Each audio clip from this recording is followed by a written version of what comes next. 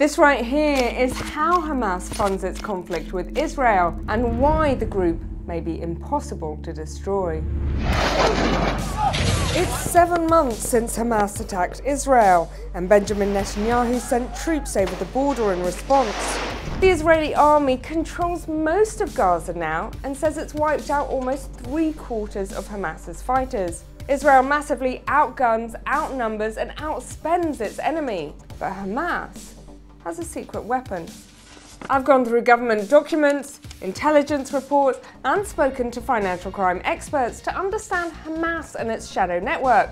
I'm going to show you how they've built a secret war chest using a web of shell companies and financial middlemen, and how they've hidden it all in plain sight, just out of the reach of their enemies. So while Israel says its key mission is to destroy Hamas, its secret investments mean Hamas could survive long after Israel's claimed a land victory in Gaza.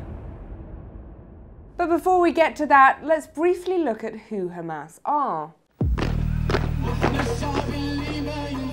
The movement, which is now designated a terrorist group by most Western countries, officially formed in 1987 as an offshoot of the Muslim Brotherhood. Since its beginnings, it vowed to destroy Israel and establish an Islamic Palestinian state in its place. They are just one of several groups vying for powers across the Palestinian territories. But in 2006, they won elections in Gaza, defeating their Palestinian rivals. Hamas has been running the government, responsible for the people of the region, the roads, the schools, the police, and the health services. And like any government, it has a budget. It's difficult to give the exact numbers, but it's reported they raise around $360 million a year from taxes. On top of that, countries like Qatar send Hamas hundreds of millions of dollars in aid.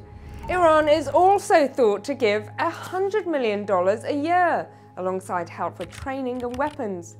But while Israel relies on massive financial and military support from its allies, Hamas has taken a different approach. It's known as the Hamas Investment Office, a network of ordinary legitimate businesses around the world making very real profits.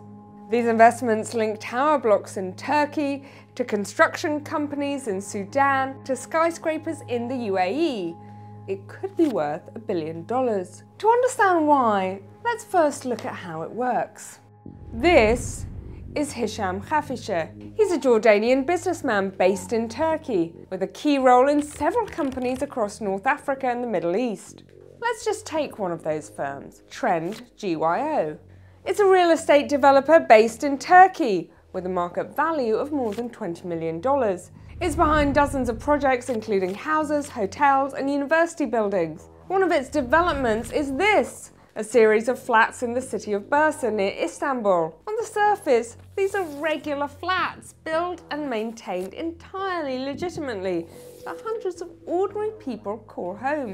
Now let's go back to Hisham Khafisher, once one of Trend GYO's top directors. US sanctions documents say he's a Hamas operative, and according to these documents, the companies he's involved with, including Trend GYO, have effectively been controlled by Hamas. Trend GYO is appealing against the sanctions. They deny accusations of any links to Hamas and say Mr. Khafisher has resigned. We tried to reach Mr. Khafisher for comment, but did not receive a response. After Trend GYO was sanctioned, the Turkish authorities launched their own probe, concluding there was no abuse of national laws or international obligations. According to the US and Israeli intelligence, Mr. Khafisher and Trend GYO are an example of the kind of setup Hamas has repeated all over the world. Dozens of businessmen embedded in companies with links all the way back to Hamas. And some of the profits these people and their companies make are funneled back to Gaza. But how does the money make it there? Cryptocurrencies unsurprisingly play a big role because they're very difficult for authorities to track. They also use old-fashioned cash, brought into Gaza through tunnels, carried by hand dollar by dollar. And regular banks reportedly play a role in this. US intelligence services claim at least 3 Turkish banks have dealt with Hamas-linked companies and individuals. But it's not just Turkey. According to one of the world's leading experts on financial crime, institutions much closer to home almost certainly involved as well. It would be a brave person who suggested that London is not in some way tarnished by finance related to Hamas. Where would you hide your money? Well, you'd hide it in the biggest financial centre in the world. Barclays Bank, headquartered right here in England, has already been forced to take action about one of its accounts linked to Hamas. In a statement to Channel 4 News, the bank said it doesn't tolerate financing terrorist activities. What we can be confident in is that we are doing everything possible to restrict and disrupt those money flows. But to say that London is clean of Hamas financing, of Russia sanctions evasion or anything else is for the birds. But why can't Western governments do more to crack down on this kind of money? Because even though they've sanctioned specific individuals linked to Hamas, the whole point of this shadowy network is that it uses shell companies and middlemen and financial guns for hire in countries that don't ask too many questions or are sympathetic to the government in Gaza. So, the big risk facing financial institutions is that in this murky world of middlemen and front companies, it's hard to follow exactly where the money is going.